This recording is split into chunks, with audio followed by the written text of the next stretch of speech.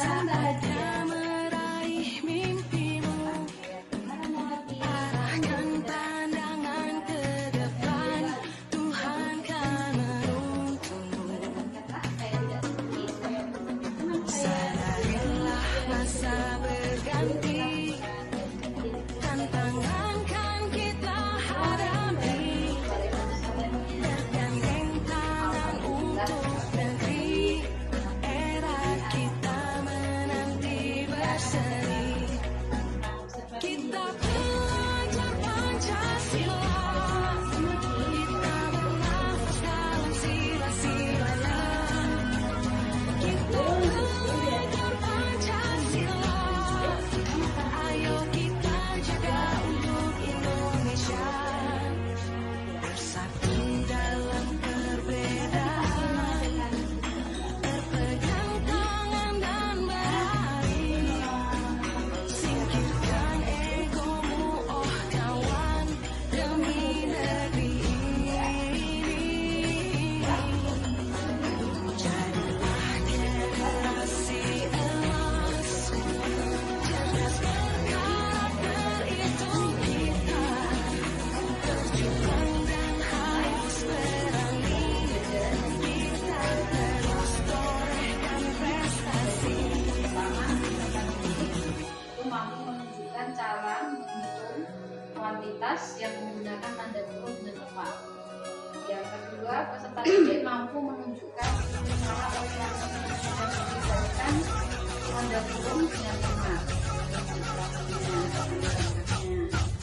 Yang ketiga, peserta didik mampu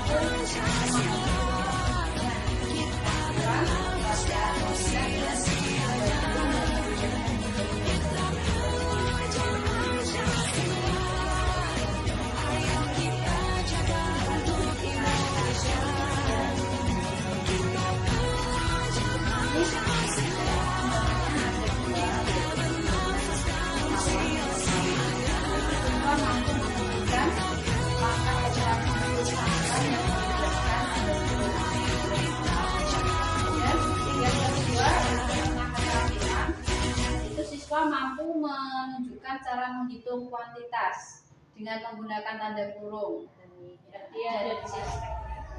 Yang keterampilan ada satu lagi, siswa juga mampu menuliskan urutan perhitungan campuran, operasi aritmatika dengan tanda kurung pada bilangan bulat yang mengandung operasi hitung pembagian dan perkalian. Jadi sudah kompleks ya. Berarti ada dua aspek yang dikembangkan. Yang pertama pengetahuan, yang kedua adalah keterampilan. Lalu rancangan pembelajaran bagaimana yang dilakukan di dalam kelas, mungkin bisa dari strategi, model pembelajaran ataupun metodenya. Di sini saya akan menerapkan menggunakan strategi belajar maupun pembelajaran. Yang pertama, saya akan menerapkan pembelajaran berdiferensiasi berdasarkan kesiapan belajar siswa. Kemudian siswa akan saya bagi menjadi kelompok berdasarkan kemampuan keterampilan dan kreativitas siswa dengan memasukkan unsur pembelajaran sosial dan ekonomi. Kemudian kalau untuk metode yang saya gunakan adalah model pembelajaran profil disiplin (PBL) ya. Kalau metodenya metode ceramah, diskusi, terus tanya jawab serta penulis. Mungkin ada media pembelajaran yang ingin digunakan di sini. Mungkin nanti saya rencananya akan yang jelas buku yang kedua ya.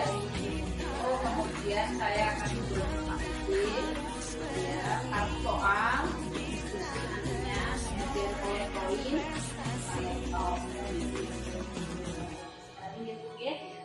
ini nanti kira-kira kapan ini akan melakukan kegiatan pembelajaran ini nanti. Kebetulan saya kelas 4 itu ada jadwal matematika itu dari Sabtu besok tanggal 20 Januari, yang pertama, yang kedua, dan ketiga. Jadi setelah Sabtu saya akan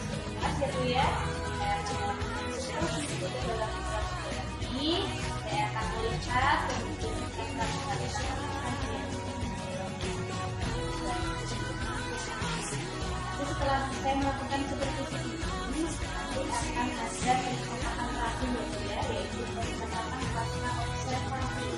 Jadi disitu akan dibantu oleh matematika. Baik, sebelum itu kita akhiri percakapan kita hari ini. Apa ya?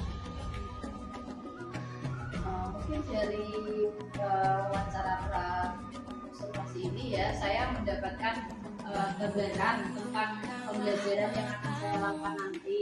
Kemudian saya juga bisa menyiapkan media maupun alat yang akan saya gunakan saat pembelajaran nanti, sehingga saya lebih siap dalam belajar. Terima kasih ya Bu ya, sudah memberikan waktunya untuk saya dapat melakukan percakapan observasi. Sampai ketemu pada waktu seperti hari Sabtu ya Bu ya. Baik, demikian percakapan pra-observasi yang kami laksanakan. Sampai ketemu di lain waktu, yaitu di kegiatan observasi dan kegiatan pasca observasi. Assalamualaikum warahmatullahi wabarakatuh.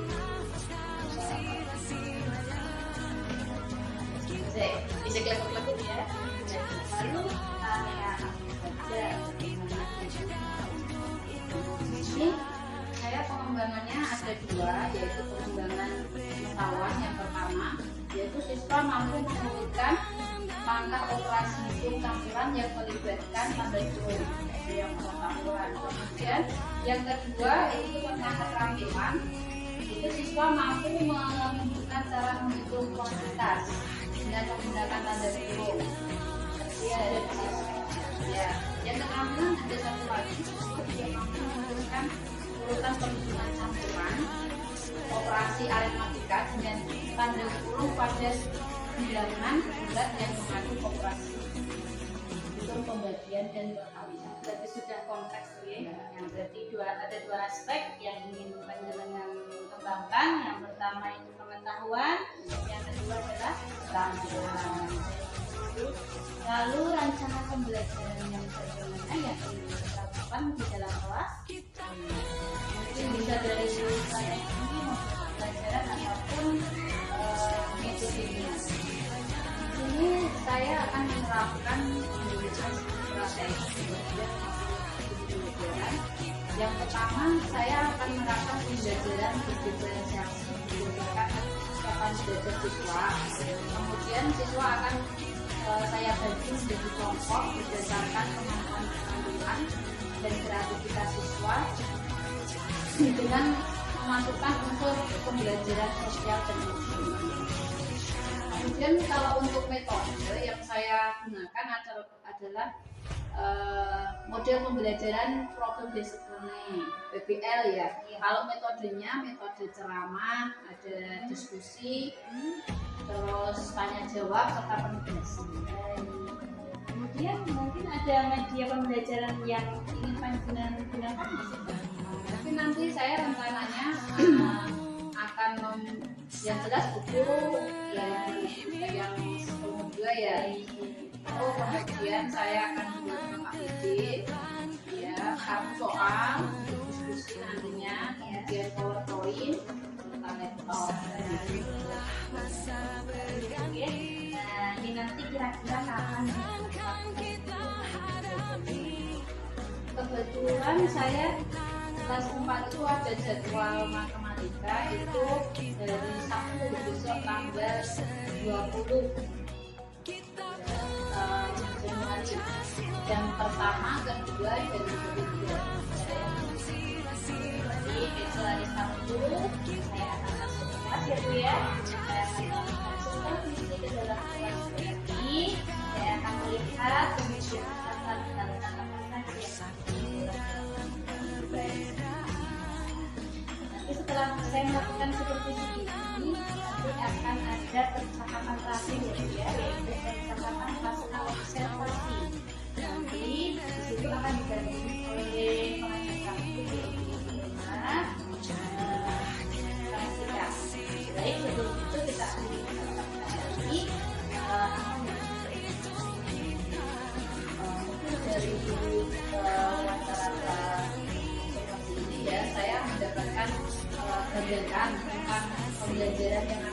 persiapan nanti. Kemudian saya juga bisa menyiapkan media maupun alat yang akan saya gunakan saat pelajaran nanti sehingga saya lebih siap dan belajar. Terima kasih ya Bu ya sudah memberikan waktunya untuk saya dapat melakukan kesempatan observasi sampai ketemu pada waktu hari Sabtu ya Bu ya. Baik, kemudian percakapan observasi yang kami laksanakan. Sampai ketemu di lain waktu yaitu di kegiatan observasi kegiatan observasi. Assalamualaikum warahmatullahi wabarakatuh.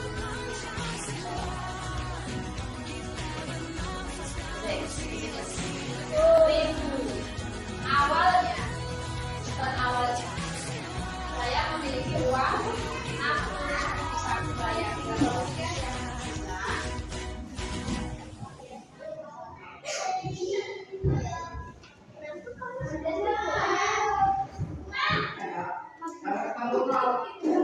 selesai belum? Ya. Kalau sudah, perwakilan kelompok menyampaikan hasil diskusinya dari kelompok telon atau forum blue. Yang sudah saya maju disampaikan. Nomor 1.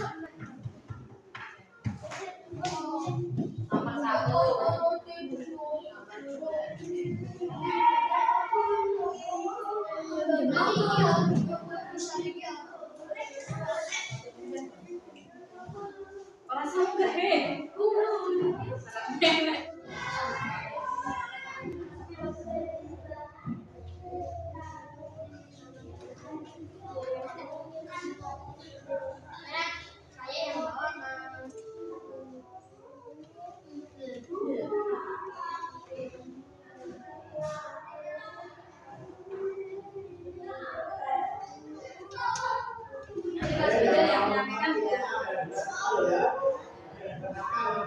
sudah semua ya. Dulu masih sudah.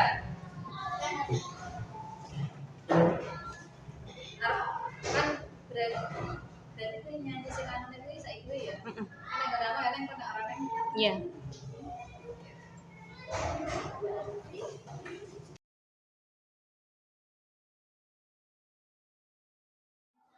Assalamualaikum Bu Jema.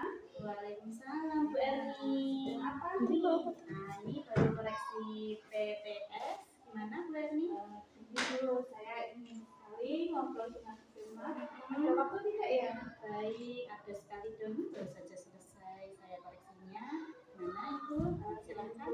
Saya ingin sharing permasalahan kelas 4 ini. Jadi ada siswa saya yang bernama Elsa, yaitu kurang belajar, kurang percaya diri, kemudian kurang bertanggung jawab dalam melaksanakan tugasnya,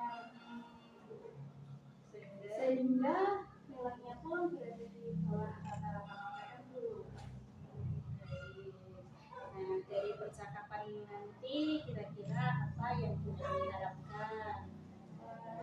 Jadi saya berharap dari obrolan ini saya ingin mencari solusi bagaimana agar murid saya tersebut nantinya bisa lebih bertanggung jawab, tugasnya itu yang lebih aktif dalam mengemukakan pendapat dan lebih percaya diri daripada sebelumnya, sehingga saya berharap dengan meningkatnya keterampilan bersama nantinya meningkatkan prestasi dalam pelaksanaan.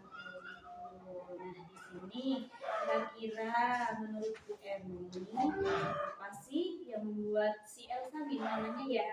Ya, si Elsa itu kok kurang percaya diri, kemudian dia malu juga ya? Iya, juga mengungkapkan pendapat.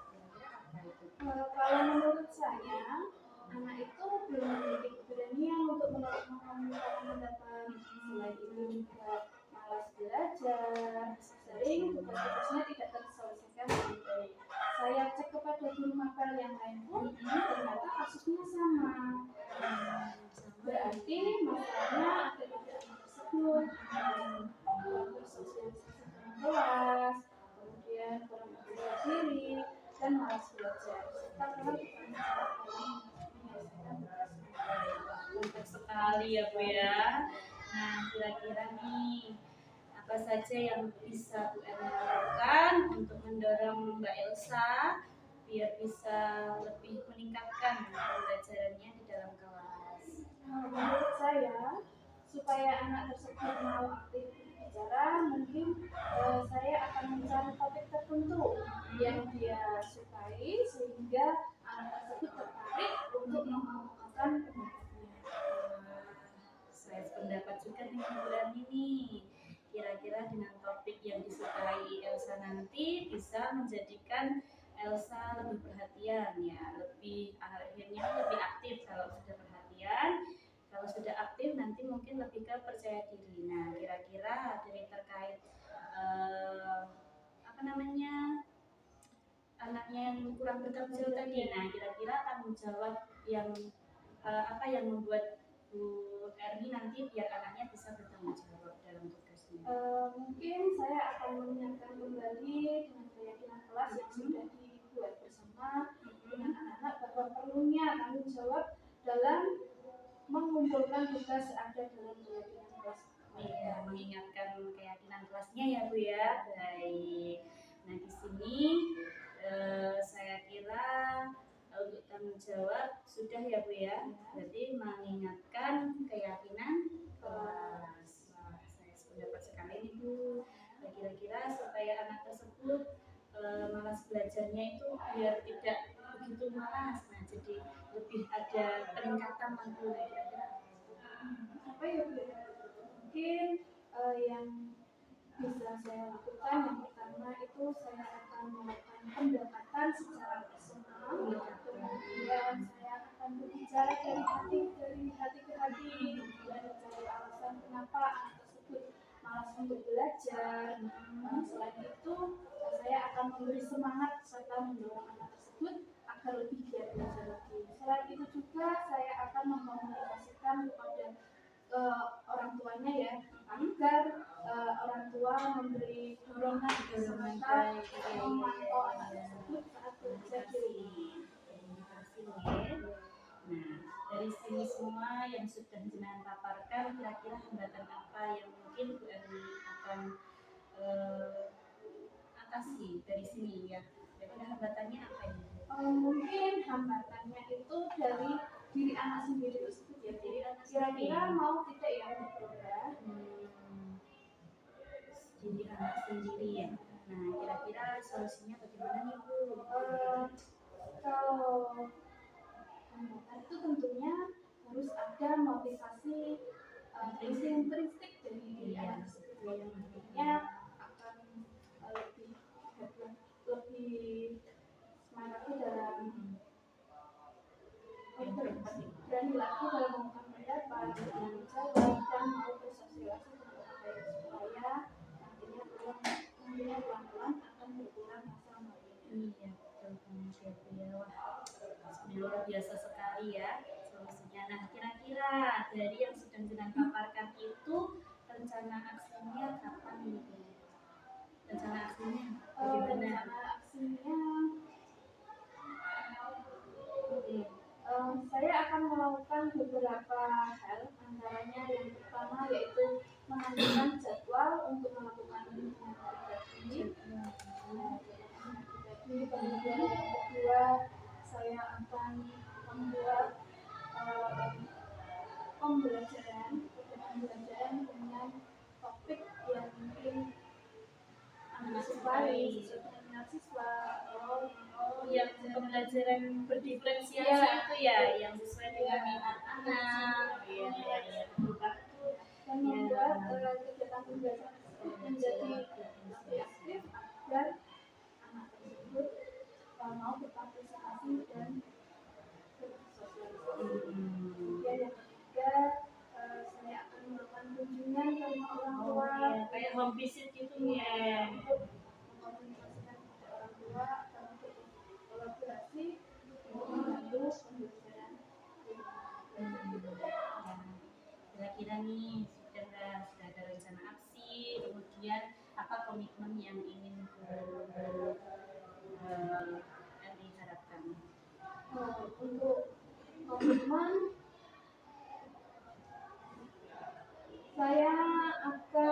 lakukan sebaik mungkin akan membawa perubahan pada diri anak tersebut dan menjadi lebih baik lagi. Ya, kapan itu kira-kira Bu dilaksanakan? Karena saat ini baru saja kita melaksanakan STS, jadi waktunya ada jeda. Jeda ini nanti berarti ya. Setelah ini nanti Iya, setelah ini nanti untuk ukuran keberhasilan dari Bu Erni kira-kira apa ya? Untuk ukuran keberhasilan, tentunya anak tersebut menjadi lebih percaya diri, Ya, artinya lebih bertanggung jawab, lebih aktif, dan lebih berani untuk melakukan pasti nanti motivasinya akhirnya berarti bisa naik gitu ya. Iya, Nanti berarti kita bisa lanjut untuk merencanakan aksi ini nanti dan Ibu Erni bisa melaksanakan di jeda ini. Nah, kira-kira bagaimana tindak lanjut dari sesi ini, saya akan mencoba menerapkan rencana-rencana yang telah muncul tadi. Kemudian akan saya evaluasi apakah apa dampak dari positif bagi anak tersebut. Kemudian jadi nanti kita ketemu lagi untuk mengenai evaluasi hasilnya. Insya Allah di bulan April ya Bu. April berarti bulan Iya. depan ya. Baik. Terima kasih sekali ya Bu untuk waktunya. Sekarang saya sudah merasa pulang dan lega karena sama-sama sudah meluangkan waktunya dan saya bisa mencari solusi, menemukan solusi untuk masalah tersebut. Baik, terima kasih. Sama-sama ya. Alhamdulillah sudah plong. Ya. Lanjut. Kira-kira apa yang Anda rasakan saat coaching? Saya merasa sangat senang sekali dan saya lega, plong karena dengan tema saya menemukan solusi yang Kira-kira apa yang sudah berjalan baik selama percakapan ini tadi? Sudah menemukan solusi atau bagaimana? sudah menemukan solusi. Apa yang perlu diperbaiki kira-kira? Mungkin pembelajaran Akan lebih divariasikan ya menggunakan strategi apa nih buat tadi? Berdiferensiasi.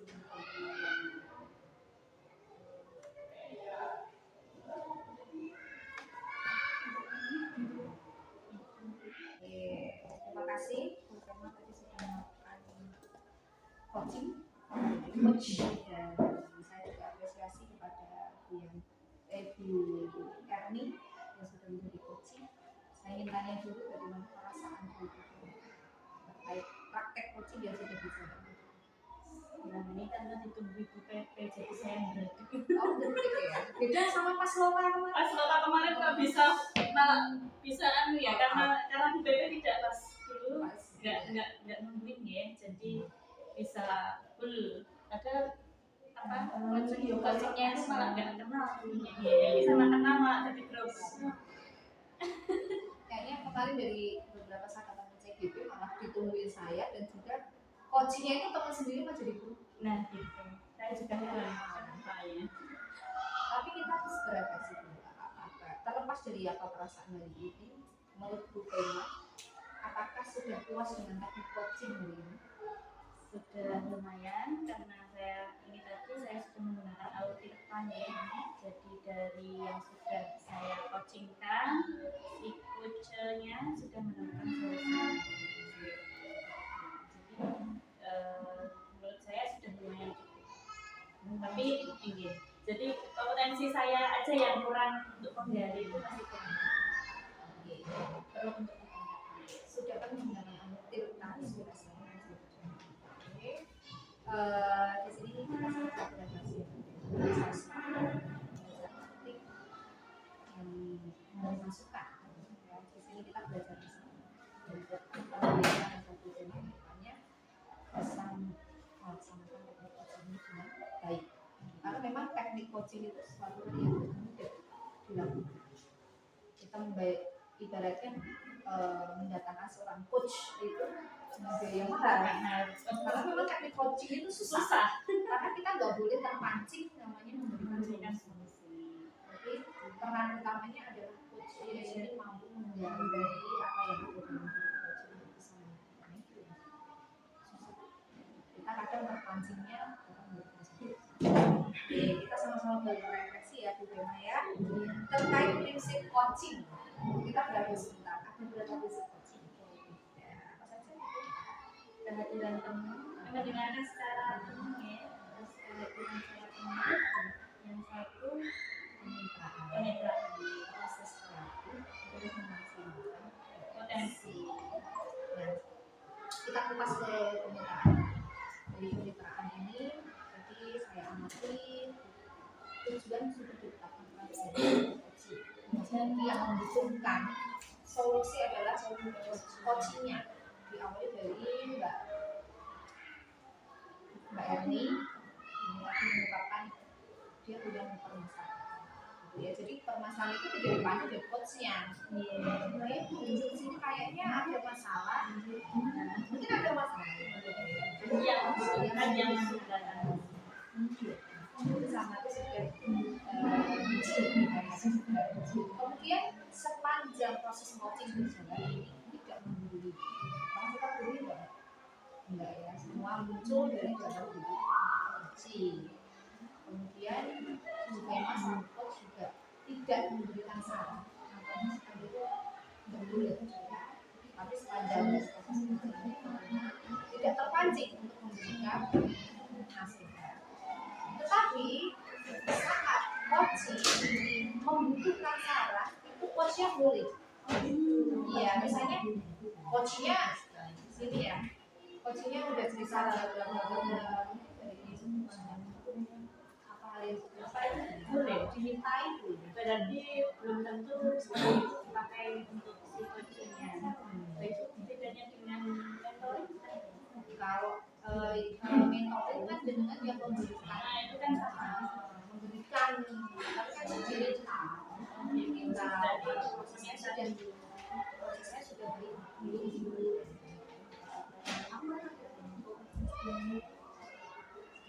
Tapi dengan catatan coachingnya ya. Yang kita si coachingnya ya. Kemudian di sini sudah ada proses terakhir. Saya amati sepanjang coaching ini percakapannya juga dua arah. Didominasi siapa? Coachingnya. Coach itu hanya memancing pertanyaan-pertanyaan. Coaching itu cuma sayangnya dalam coaching ini kok nggak nemu kalau jawaban dari coachingnya. Aku aja. Masih sampan saya itu.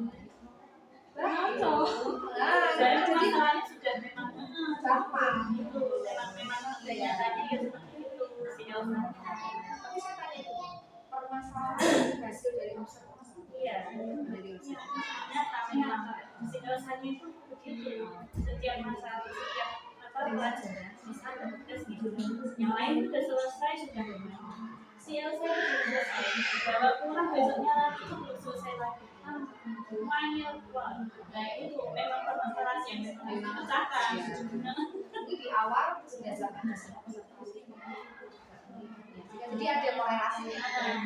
Tapi kan Kayak aku langsung gini, ini masalah baru atau masalah dari pembelajaran kemarin lalu gitu. Di awal tadi kok nggak ada ya,